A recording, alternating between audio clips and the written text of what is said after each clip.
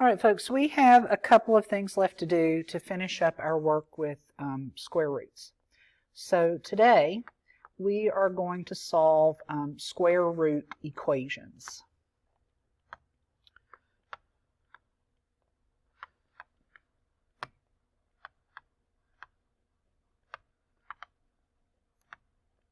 All right, so solving a square root equation involves doing 4 steps, and I'm going to give you the steps first, and then we'll look at some examples that will show you how to use these steps.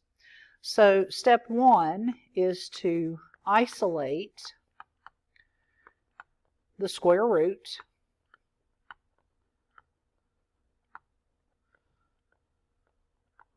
on one side of the equation.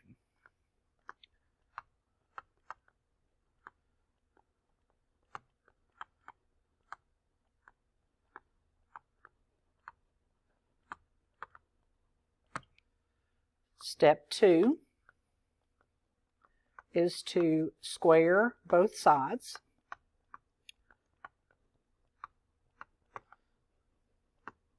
Now, what that will do, squaring both sides will get rid of the square root.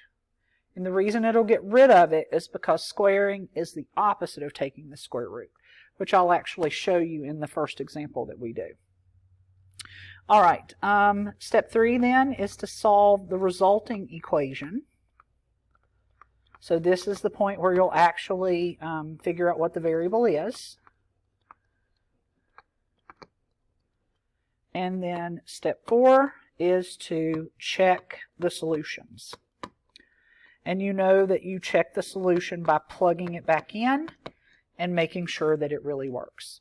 So we are going to isolate, we're going to square, we're going to solve, and then we're going to check. Those are the 4 steps that we're going to do to solve these equations. All right, so here's our first example. We're going to solve the square root of x plus 5 is equal to 12. All right, there's my 2 sides. Now, we know the first thing we're supposed to do is we're supposed to isolate the radical on one side. We're supposed to isolate the square root on one side. So let's find our square root. We want him to be alone on that side of the equation. So to get him to be alone, we have to get rid of that plus 5. So you all know how to do that. To get rid of the plus 5, you will actually subtract 5 on each side of that equation.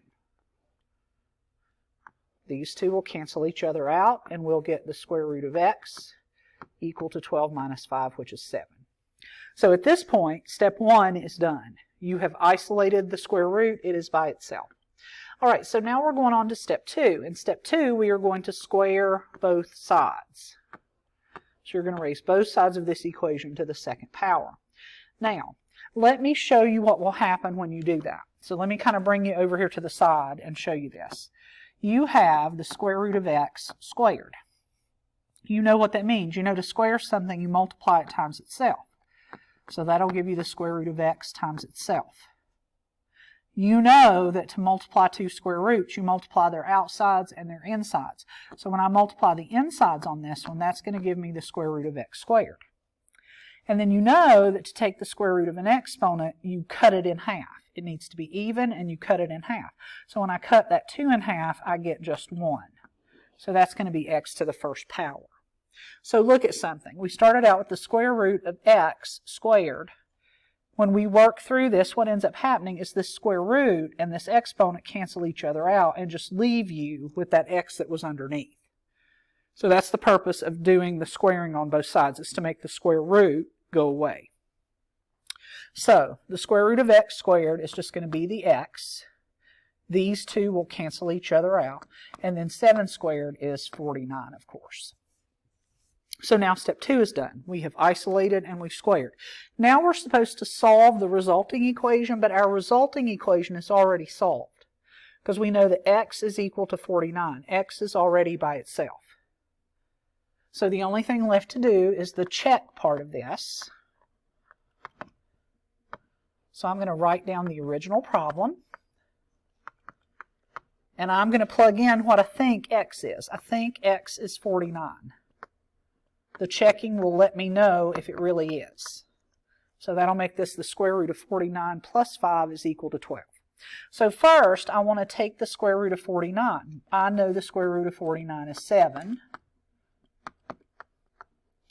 And now I can add 7 plus 5 and get 12. 12 is equal to 12. That checks.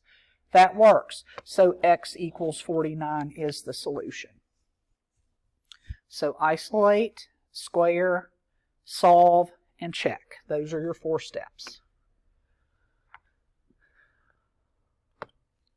All right, next up, let's do the square root of x plus 7 plus 10 is equal to 11.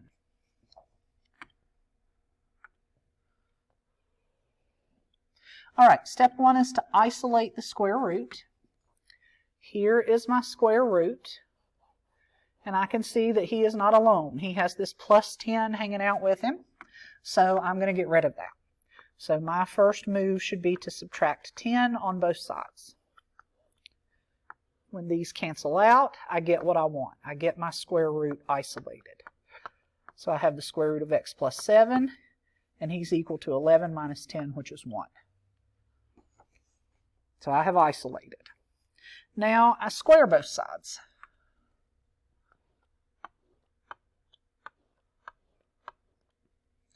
All right, here's what happens. The square root and the squaring cancel each other out. So this square root symbol, this exponent cancel each other out. They are opposites of each other. So that's going to leave me with just x plus 7. And then 1 to the second power, of course, is just 1. So now I have squared, and here's what I have. Now I'm going to solve this equation for x. So I will subtract 7 on each side. That'll give me x is equal to a negative 6. So after those first 3 steps, here's where I am. Now, I'm going to check this solution to make sure it really works. So let's get the original problem.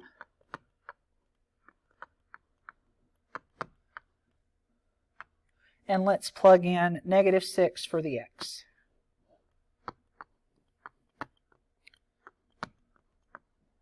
Now, I want you to work on the square root till it's done. So first, we're going to do negative 6 plus 7. That'll be the square root of 1 plus 10 is equal to 11. When you take the square root of 1, you get 1. So we get 1 plus 10 is equal to 11. And then once we add, we get 11 is equal to 11. It checks, and x equals negative 6 is the solution. So isolate, square, solve, and then check. All right. 3 square roots of 6x minus 5 plus 30 is equal to 9 will be our next problem. All right, first I'm supposed to isolate. Here is my square root. He needs to be isolated. So you'll notice this time you got 2 numbers that you have to get rid of. This square root is being multiplied by 3, so I have to get rid of that multiplying by 3. And it also has 30 being added, so I have to get rid of that as well. Now don't forget that you do the order of operations in reverse here. So we're going to add or subtract first, multiply or divide last. So to get rid of my plus 30, I'll do minus 30 each side.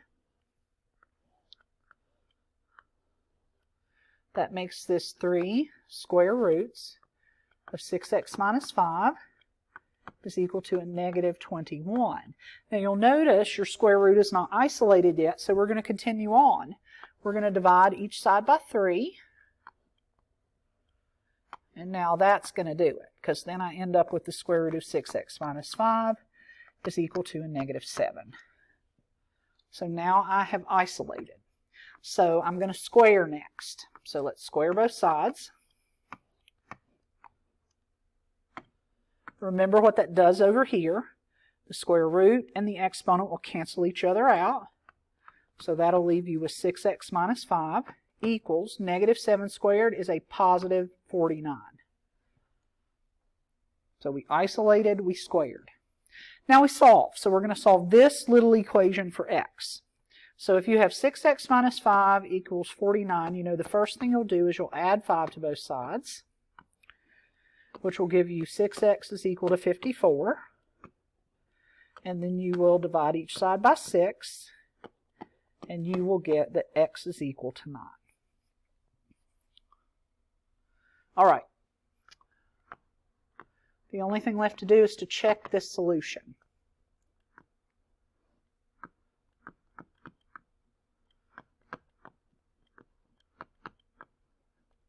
So we will plug 9 into the original problem.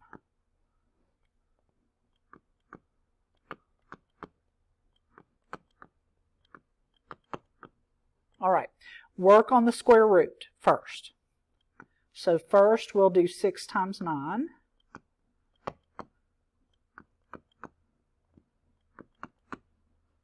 Then we'll do 54 minus 5.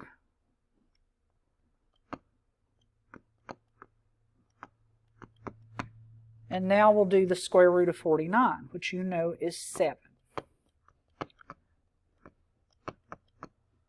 So we have 3 times 7 plus 30 is equal to 9. We'll multiply first. This is not looking good. 21 plus 30 is 51. 51 is equal to 9. It does not work.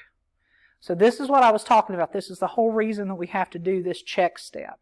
It doesn't happen very often, but every now and again you get a solution that is actually a false solution. It does not work.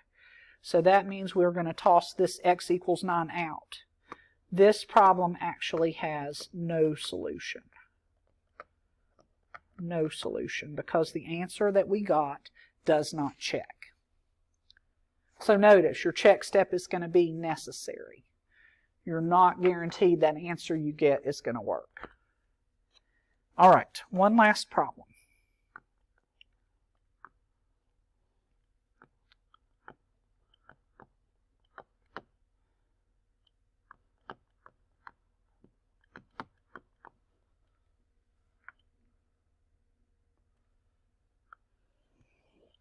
All right, first we're going to isolate.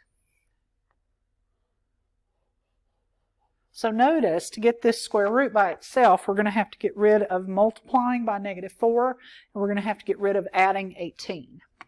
Get rid of the adding first. So we are going to subtract 18 on both sides first. That gives us -4 square roots of 43 minus 3x is equal to a -20.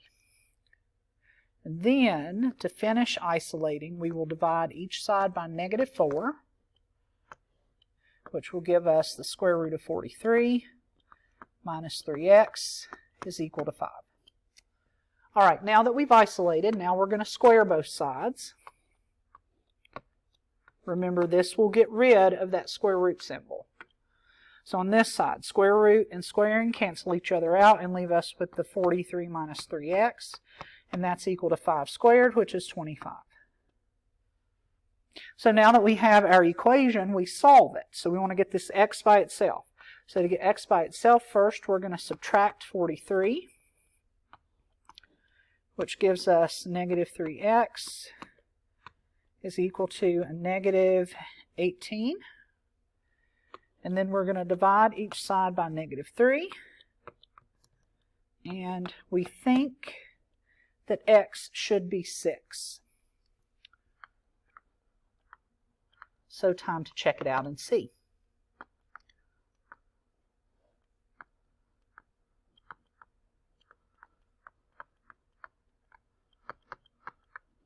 All right, so there's the original problem, and we're going to plug in 6 for the x.